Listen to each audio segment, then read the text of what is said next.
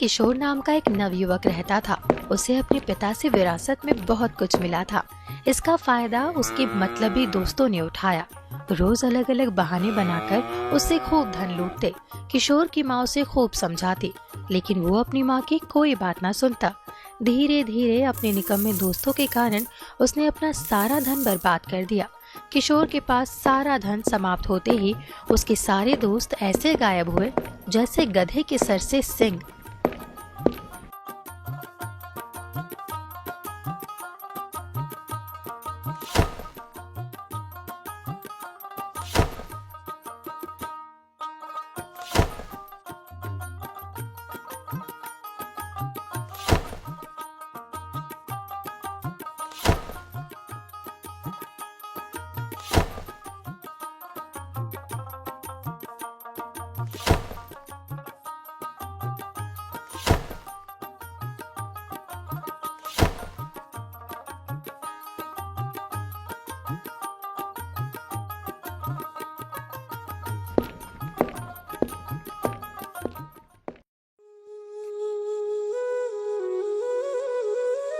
बेटा, दुखी होने से अब कोई लाभ नहीं है। जो होना था वो तो हो चुका। अगर तुमने मेरी बात मानी होती तो आज तुम्हें ये दिन नहीं देखना पड़ता। माँ, मुझे इतना दुख तो धन के समाप्त होने का नहीं है जितना मेरे दोस्तों का मुझे धोखा देने का है। माँ, मुझसे गलती हो चुकी है, किंतु अब मैं क्या करूँ? अभी भी देर नहीं हुई है। तुम चिंता मत करो। मेरे पास कुछ जेवर है। तुम उन्हें बेचकर कुछ काम धंधा शुरू करो। लेकिन खबरदार, अब अगर तुमने किसी मतलबी इंसान को अपना दोस्त बनाया तो। ठीक है माँ, अब जो तुम कहोगी मैं वही करूँगा।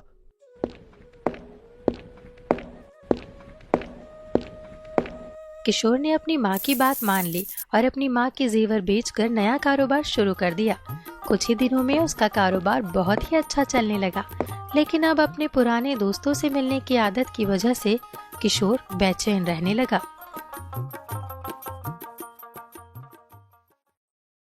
माँ, मैं अपने दोस्तों के बगैर नहीं रह सकता। तुम अगर दोस्तों के बिना नहीं रह सकते तो मेरी एक बात मान लो। तुम रोज एक नए दोस्त के साथ अपना समय गुजार लिया करो। एक बार किसी दोस्त के साथ खाना खाने के बाद तुम ना तो दोबारा उसके साथ कभी खाना खाना और ना ही उसे कभी अपने घर बुलाना। नगर के दोस्तों के साथ तो मैं ऐसा नहीं कर सकता कि उनके साथ कोई मतलब ना रखूं। इसीलिए मैं ऐसा करता हूं कि यहाँ नगर में आने वाले नए मुसाफिरों से ही हर रोज किसी न किसी को अपने घर ले आया करूंगा। उन्हें खाना खिलाकर सुबह विदा कर दूंगा। तुम्हें जैसा ठीक लगे तुम वैसा कर सकते हो।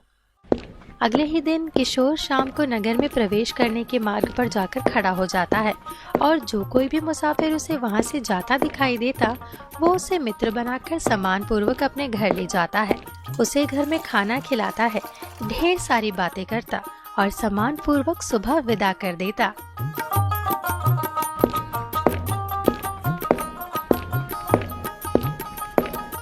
देखा, मैंने कहा था ना कि धीरे धीरे तुम्हारा उन मतलबी दोस्तों से पीछा छूट जाएगा।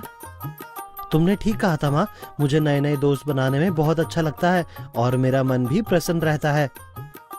एक दिन किशोर जब किसी नए मुसाफिर के इंतजार में बैठा था तो उसे सामने से एक सौदागर अपने नौकर के साथ आता दिखाई दिया।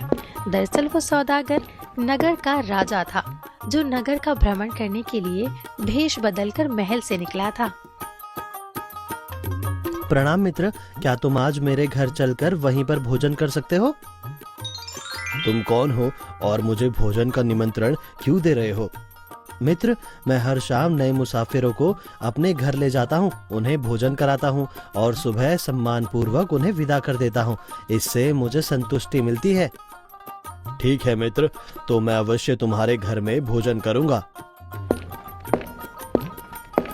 किशोर की बात सुनकर राजा उसके घर जाने को तैयार हो जाता है। किशोर की माँ भोजन लगाती है और सभी भोजन करते हैं और किशोर महाराज से ढेर सारी बातें करता है।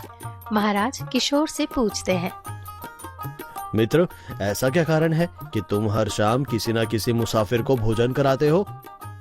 किशोर ने अपनी धोखेबाज मित्रों की सारी बात राजा को सुनाई। मित्र, ये मैंने अपनी माँ की ही दी हुई नसीहत से शुरू किया है। इससे मुझे बहुत प्रसन्नता मिलती है और मेरा मन बिल्कुल भी दुखी नहीं रहता। मित्र किशोर, जो तुमने हमें ये दावत दी है और अपने घर में आश्रय दिया है, इसके बदले में मैं आपके लिए कुछ करना चाहता हूँ। भगवान ने मुझे सब कुछ दिया है, मुझे किसी चीज की कोई कमी नहीं है, बल्कि मैं तो आपका एहसानमंद हूँ कि आप मेरे घर दावत पर आए। मित्र, माना कि तुम्हारे पास किसी चीज की कोई कमी नहीं है, लेकिन फिर भी अगर तुम्हारे मन में कोई भी इच्छा हो तो तुम मुझे बता सकते हो। मित्र, वैसे तो मुझे कोई परेशानी नहीं है, पर मेरी एक इच्छा है, लेकिन आप उस सिलसिले में कुछ नहीं कर सकते। मित्र किशोर, तुम बताओ तो सही, तुम्हारी क्या इच्छा है? हमारे यहाँ का जो मुखिया है, उसने पूरे गांव को परेशान कर रखा है, लेकिन कोई भी उसका कुछ नहीं बिगाड़ सकता। अगर भगवान मुझे एक दिन के लिए राजा बना दे तो मैं उसे ऐसी सजा दूंगा कि वो 7 पीढ़ियों तक याद रखेगा। भगवान करे आपकी इच्छा पूरी हो। चाहे जो भी हो, मैं इसे एक दिन का राजा अवश्य बनाऊंगा। फिर सभी सोने के लिए चले गए। राजा ने अपने नौकर से बेहोशी की दवा मंगाई और किशोर से छुपाकर उसके ग्लास में डाल दी और वापस किशोर के पास आकर कहने लगे, लो भाई किशोर, तुम भी अपना दूध पी लो, फिर सोने के लिए जाओ। किशोर ने वो ग्लास अपने हाथ में लिया और घट घट कर सारा दूध पी लिया। थोड़ी ही देर में किशोर बेहोश हो गया तो महाराज ने अपने नौकर को उसे महल ले जाने का आदेश दिया और स्वयं भी महल पहुंच गए। सभी मेरी बात ध्यान से सुनो। किशोर के कपड़े उतार कर उसे राजा की पोशाक पहना दी जाए और राजा के ही बिस्तर पर लेटा दिया जाए। कल शाम तक किशोर को ही राजा समझकर उसका पूरा सम्मान किया जाए। और मंत्री जी, कल ये व्यक्ति मेरी जगह दरबार में बैठेगा। इसके हुक्म का पालन ऐसे किया जाए जैसे मेरे हुक्म का पालन किया जाता है।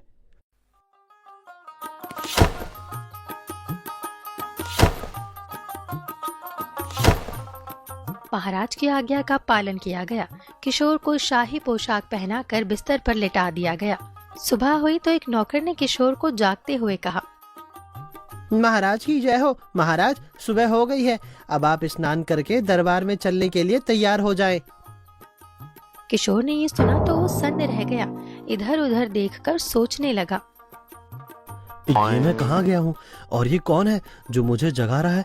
मैंने ये किस प्रकार के वस्त्र पहने हैं? कहीं मैं स्वप्न तो नहीं देख रहा? हाँ, कल सौदागर से बात करते हुए राजा का जिक्र किया था। लगता है मैं वही स्वप्न देख रहा हूँ।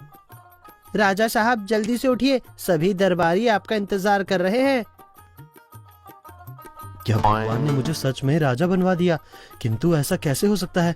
देखो भाई, तुम्हें कोई गलतफहमी हुई है, मैं कोई राजा वाजा नहीं हूँ। ये कैसे हो सकता है महाराज कि मैं आपका गुलाम आपको भूल जाऊं? लगता है आज आपने कोई बुरा सपना देखा है। किशोर को कुछ भी समझ नहीं आ रहा था कि कल तक वो एक सामान्य व्यक्ति था और आज अचानक राजा कैसे बन गया। लेकिन उसने नौकर की बात मान ली और तैयार होकर दरबार पहुंच गया। महाराज की जय हो। आपने क्या हुक्म किया है महाराज? क्या फरियादी पेश किया जाए? सर्वप्रथम मेरा आदेश है कि इस नगर के मुखिया को देश निकाला दे दिया जाए और उसे कहा जाए कि ये तुम्हारी सजा है जो तुमने राजगढ़ के गांव वालों को परेशान कर रखा है। इसके साथ ही राजगढ़ में रह रहे एक व्यक्ति किशोर की मां को 1000 स्वर्ण मुद्राएं दी जाए।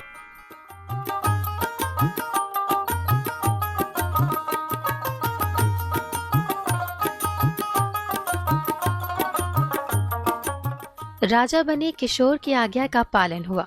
फिर उसे महल में शाही भोजन करवाया गया और सोने से पहले उसे एक गिलास दूध दिया गया जिसमें बेहोशी की दवा मिली हुई थी, जिसे पीकर किशोर बेहोश हो गया। किशोर को उसके पुराने वस्त्र पहनाकर उसे उसके घर में पहुंचा दिया गया। सुबह होते ही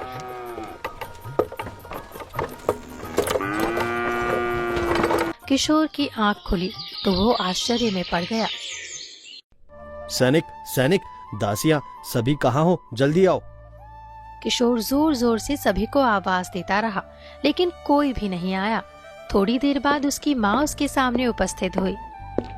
क्या हुआ बेटा? हाँ किशोर, तुम ये बहकी बहकी बातें क्यों कर रहे हो? तुम किसे अपना बेटा कह रही हो? ये क्या, तुम अपनी माँ को नहीं पहचान रहे हो? कौन किशोर? अब तो मैं इस राज्य का राजा हूँ। क्या मेरा बेटा पागल हो चुका है जो ऐसी बहकी बहकी बातें कर रहा है? बेटा किशोर, तुम ऐसी पागलों वाली बातें मत करो। अगर किसी ने सुन लिया तो हमारी शामत आ जाएगी।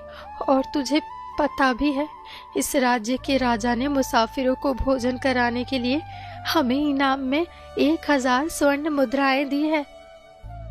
माँ, मैं ही तो राजा हूँ। मैंने ही तो आपको 1000 स्वर्ण मुद्राएं देने का आदेश दिया था।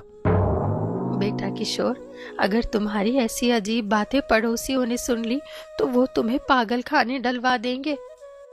क्या मैं सच में किशोर हूँ? हाँ बेटा, तू मेरा बेटा किशोर है। किशोर को कुछ भी समझ नहीं आ रहा था और अब वो बहुत परेशान रहने लगा। ना तो कारोबार को देखने जाता और ना ही नए मुसाफिरों को भोजन करवाता। बेटा, मुझे लगता है तुम्हें मुसाफिरों को फिर से भोजन करवाना प्रारंभ कर देना चाहिए। इसी से तुम्हारी समस्या का समाधान होगा और तुम्हारा मन भी शांत रहेगा। तुम ठीक कहती हो माँ। नए मुसाफिरों को अपना मित्र बनाकर अपने दिल की बातें करूंगा तो परेशानियां स्वयं ही समाप्त हो जाएंगी। ये सोचकर किशोर नगर में प्रवेश करने के मार्ग पर खड़े होकर नए मुसाफिरों का इंतजार करने लगा। कुछ देर इंतजार करने के बाद उसे सामने से वही सौदागर जो उस नगर के राजा थे आते हुए दिखाई दिए। लेकिन उन्हें देखकर किशोर ने मुंह फेर लिया तो राजा ने कहा, किशोर, पुरानी बातें भूल जाओ। मैं आज रात भी तुम्हारे घर पर ही बिताना चाहता हूँ। नहीं, मैं आपको अपने घर नहीं ले जा सकता। आपको घर ले जाने के कारण ही मेरे साथ कुछ अजीब घटनाएं होने लगी। मैं जानता हूँ तुम्हारे साथ क्या क्या हुआ, लेकिन आपको कैसे पता कि मेरे साथ क्या हुआ? किशोर, दरअसल मैं ही इस नगर का राजा हूँ। मैं ही भेष बदल कर नगर के भ्रमण पर निकला था तो तुम्हारे घर आया था और मैंने ही तुम्हारे दूध में बेहोशी की दवा मिलाकर तुम्हें अपने महल में पहुंचा दिया था। महाराज ने बाकी सारी कहानी विस्तार पूर्वक किशोर को बताते हुए कहा, क्योंकि तुम एक दिन के राजा बनकर मुखिया को दंड देना चाहते थे, इसीलिए मैंने तुम्हें एक दिन का राजा बनाया था। परंतु सच मानो तो तुम एक बहुत ही सच्चे और ईमानदार इंसान हो, इसीलिए मैं चाहता हूँ कि तुम मेरे महल चलकर नौकरी करो। आपका बहुत बहुत धन्यवाद महाराज। आपने तो मेरी सारी परेशानियां दूर कर दी। महाराज, आप सच में बहुत दयालु हैं। मैं अवश्य ही आपके महल में नौकरी करूंगा। अगले ही दिन से किशोर ने महल में नौकरी करना शुरू कर दिया। अब किशोर और उसकी माँ के दिन बड़े ही सुख से गुजरने लगे।